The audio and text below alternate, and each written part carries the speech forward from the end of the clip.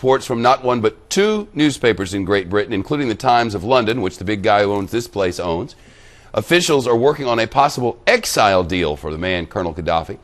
Could allow him to leave without the threat of prosecution for war crimes. But after a number of governments, including the United States, have claimed Qaddafi must be held accountable for killing his own people. With us now is John Bussey. He's the assistant managing editor of the Wall Street Journal, which is also owned by the parent company of this network. So, we don't like him. He's killed his people, but we've not sided with his people, and we're not warring.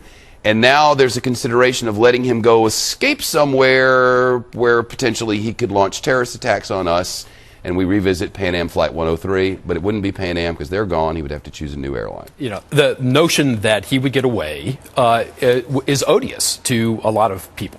If he pitches up someplace in a luxury resort and he's got his nation's wealth behind him and he lives a happy life forever, that does not seem to many nations, particularly those that are bombing him right now, to be a just result. However, what do you do if you're pursuing this from a realpolitik standpoint?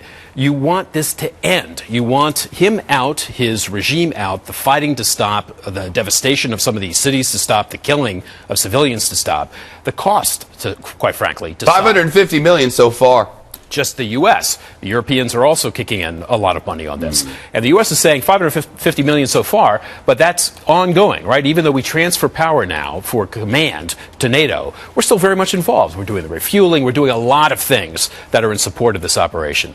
All those things in consideration, if he were to leave and this were somehow to resolve itself much more peacefully, that might not be a bad calculation for the leaders who are meeting right now in Europe. Wonder where you'd put him. I mean, they were talking about somewhere, some African nation or...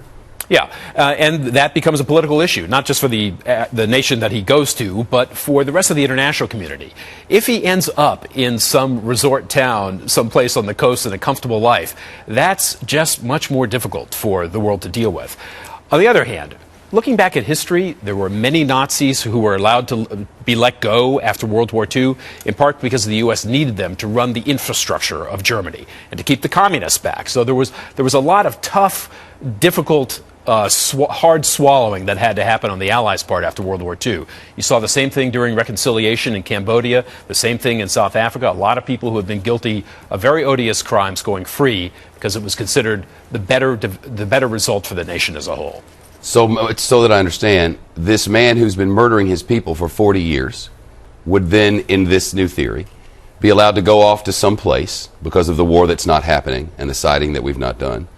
And then the people who are the relatives of the one he's been killing for decades will be just fine with that. Yeah, not so. Yeah. And then who will they love most? We are in a war. We've taken a side. Yes, and that's pretty clear. And no, this would not be a good resolution for a lot of people if it were to happen. Mind you, this is speculation now, right? He's still resisting. It's all speculation. We don't even know who we're fighting with, but not fighting with. We don't even know who they are. Yeah. There is a knowledge gap. We're getting to know them. I wanted to break out the song, "Getting to Know." It's very difficult, right? And the U.S. has not yet officially recognized them for this reason, because we're not sure. Look, what happens if we recognize a group that then, once they're in power, begin to purge Qaddafi supporters the way that Qaddafi purged the rebels? And we're in a position of having supported people who are just as murderous. So the U.S. has been holding back on that recognition. Right.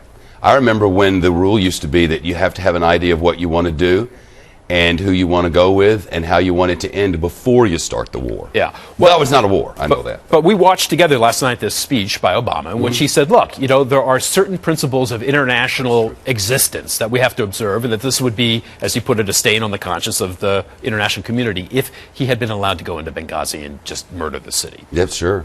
Plan might have been good, though.